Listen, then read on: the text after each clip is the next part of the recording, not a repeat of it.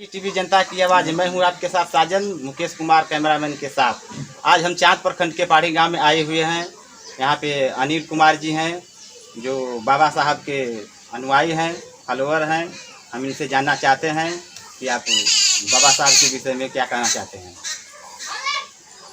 सर्वप्रथम हमारे बहुजन समाज में जन्मे तमाम संतों महापुरुषों को एक स्वर में जय भीम, नमो बुद्धाय। मैं बाबा साहब के बारे में जब पढ़ा जाना तो बहुत कुछ सुनने को मिला, जानने को मिला। बाबा साहब ने बहुत सारी किताबें अपने लिखी हैं जिनको मैंने पढ़ा। तो मैं ज़्यादा नहीं, लेकिन समय को देखते हुए मैं एक वाकया शेयर करना चाहता हूँ आप लोग के बीच में। हमारे बाबा साहब जब गोलमेज सम्मेलन के लिए जाने के लिए तैयार हो रहे थे तो उस समय इनके बेटे राजरतन साहब का तबीयत बहुत ख़राब था, और इतना ख़राब था कि जिस दिन उनको गोलमेज सम्मेलन में जाना था उसी दिन उनकी मृत्यु हो जाती है। राजरतन साहब की जब मृत्यु हो जाती है तो बाबा साहब काफ़ी नर्वस हो जाते हैं। इतना नर्वस हो जाते हैं, उनको समझ में कुछ नहीं आता है कि क्या करें क्या ना करें, कैसे जाएं। आप लोग सोच सकते हैं कि कितनी बड़ी घटना है। आज अगर हम अपने समाज में ले लें, अपने घर में, अपने परिवार में, किसी भी परिवार में ले लें, तो अगर कोई भी घटना हो जाती है तो हम क्या करते हैं कि पूरी तरह से सारा काम धाम ठप कर देते हैं, कुछ नहीं करते हैं उस दिन, बस जो घटना होती है उसमें लग जाते हैं। लेकिन बाबा साहब काफ़ी सोचने में पड़ गए थे। तो सोचिए, अगर बाबा साहब की बात हो और रमाबाई की बात ना हो, भीमाबाई की बात ना हो, सॉरी, तो कितनी बड़ी विडंबना है। कहा गया है कि एक सक्सेस पुरुष के पीछे एक महिला का हाथ होता है।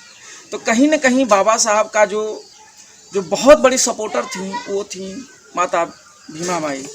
माता भीमाबाई ने अपने कलेजे पे पत्थर रख के, आम भाषा में कहिए तो उन्होंने बोला कि ए साहब, जो होना था वो तो हो गया, अब आप क्या कीजिए कि एक बेटे को छोड़िए, अपने 1 करोड़ भारतीयों के लिए जाइए गोलमेज सम्मेलन में और उनके अधिकार की बात कीजिए।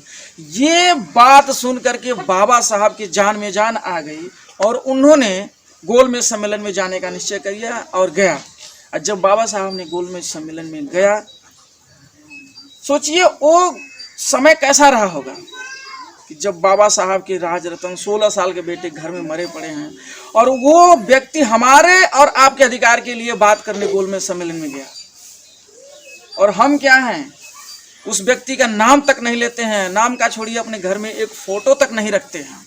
फ़ोटो रखने से डरते हैं, जय भीम बोलने से डरते हैं। हमें बाबा साहब ने अधिकार दिया है, हमें बाबा साहब ने शिक्षित होने के लिए कितना संघर्ष किया है समाज के साथ में। अब सोचिए, एकलौता व्यक्ति थे जो समाज में परिवर्तन लाए हैं, और आज हम घर घर पढ़े लिखे हैं, उनके बदौलत पढ़े लिखे हैं, तो हम क्यों नहीं बाबा साहब को माने, क्यों न उनकी बात को करें, क्यों नहीं उनकी बात को समाज में रखें।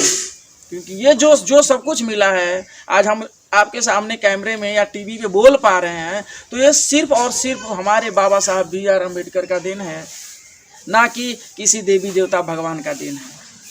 तो मैं ज़्यादा कुछ नहीं कहना चाहूँगा। अभी समय मिलेगा अगर नेक्स्ट वीडियो में, तो मैं फिर आप लोग के सामने आऊँगा। तब तक के लिए जय भीम, नमो बुद्धाय। धन्यवाद अनिल जी, आपके बहुत अच्छे विचार थे।